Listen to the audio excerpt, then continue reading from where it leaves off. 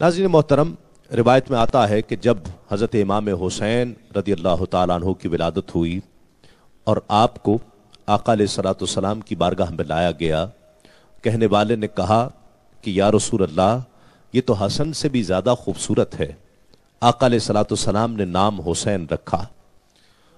اور روایت میں آتا ہے کہ آقا علیہ الصلوۃ والسلام نے ارشاد فرمایا کہ یہ نام حسن اور حسین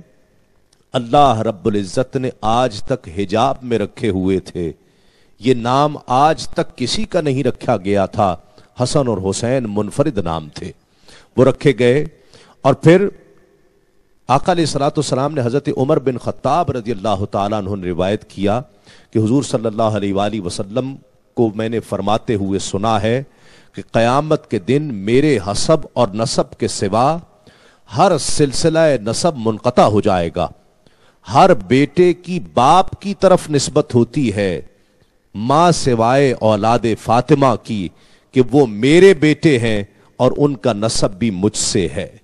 سرکار دو عالم صلی اللہ علیہ وآلہ وسلم نے حسن اور حسین کو اپنا بیٹا کہا ہے۔